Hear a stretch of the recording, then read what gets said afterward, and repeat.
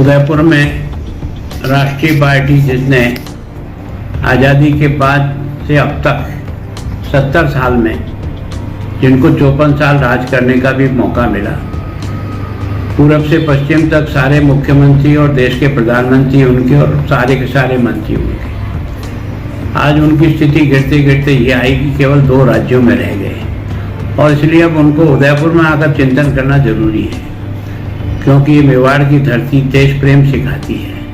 अब ये सीखेंगे कि नहीं सीखेंगे ये तो आगे भविष्य बताएगा। 2 बातें इन्होंने बड़ी अच्छी तय की कि एक ही परिवार के व्यक्ति को दूसरा टिकट नहीं मिलेगा, लेकिन गांधी परिवार को छोड़ कर यहीं आपके सारा का सारा काम का जनाजा निकल गया। क्यों गांधी परिवार अलग है, कांग्रेस अलग है, इसी कारण से आपकी ये दुर्गति हुई है। और दूसरा, आपके जो राजस्थान के मुख्यमंत्री हैं जो आपकी अगुवाई कर रहे हैं, जिनके आधार पर आपने उदयपुर में आकर के इस चिंतन शिविर का आयोजन किया, उस मुख्यमंत्री के क्रियाकलापों का भी तो चिंतन करते हैं। राजस्थान में लॉ एंड ऑर्डर की जो धज्जियां उड़ी है, 5 साल की बच्ची के साथ स्कूल में रेप हो जाता है, पुलिस थाने में अभियुक्त के साथ रेप हो जाता है और मर्डर हो जाता है। आए दिन गैंग रेप की एक के बाद एक घटनाएं राजस्थान में घटित हो रही है, उसके बारे में कोई चिंतन की आवश्यकता नहीं। और उसके बाद जिस सांप्रदायिक उन्माद फैलाने का जो प्रयत्न षड्यंत्र पूर्वक किया है, करौली उसका उदाहरण है। अगर आंखें हैं तो खोल के देखो, एक ही मकान पर इतने पत्थर कैसे इकट्ठे हुए, एक ही मकान पर इतने लोगों ने इकट्ठे होकर के पत्थरों की बारिश कैसे की। एक ही बस्ती और एक ही बाजार जहां 3 घंटे तक दुकानें लूटती रही और जलती रही, न पुलिस पहुंची न आपका फायर ब्रिगेड पहुंचा। ये सब क्या, वो पीएफआई जो है संगठन जिसके बारे में ऑल इंडिया को सबको जानकारी है कि वो देश में विद्वेष और हिंसा फैलाने का प्रयत्न कर रहा है, उसी का परिणाम था।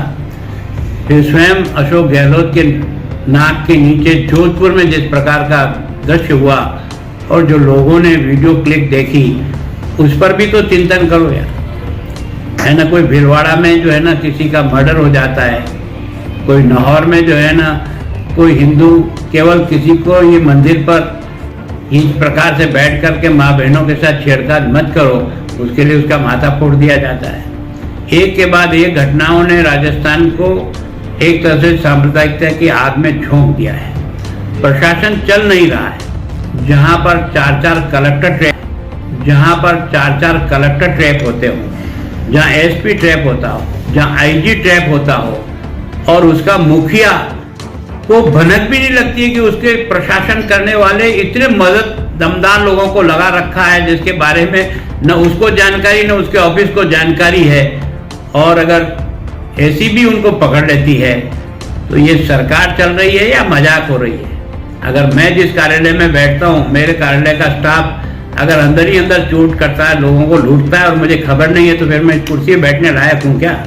चिंता तो इस बात पर हो कि राजस्थान के इस मुख्यमंत्री में राजस्थान आज सुरक्षित है कि नहीं। यहाँ तो भरत सिंह जी है अपने मंत्री पर जिस प्रकार के एक के बाद एक आरोप लगा रहे हैं, और उन्होंने पत्र में ये लिखा इस पर भी आप चिंतन करना कि एक मंत्री किस प्रकार से राजस्थान की जनता को लूट रहा है। एक विधायक अपनी बच्ची को एक तरह से उसके ऊपर रेप का केस लगा, वो दफ्तर दाखिल हो गया। महेश जोशी जी एक मंत्री हैं, बड़े प्रभावी मंत्री हैं और हेडक्वार्टर पर राजस्थान की राजधानी में हैं। उनका बच्चा जिस प्रकार के एक लंबे समय तक एक लड़की के साथ शादी का बहाना करके उसके साथ रेप करता रहा, और उसके कारण से उसने, तुम्हारे यहाँ कानून व्यवस्था कैसी है, फ्री रजिस्ट्रेशन होता है, तो दिल्ली जाकर के रिपोर्ट क्यों दर्ज करानी पड़ी। तो मेरी अगर आज सुने तो लास्ट में आपका आज फंक्शन हो रहा है अंतिम, मेरी इन बातों पर भी इस देश का नेतृत्व करने वाली पार्टी के बड़े बड़े लोग यहाँ हैं, इस पर भी विचार करो कि राजस्थान को बचाना चाहते हो या राजस्थान को बर्बाद करना चाहते हो।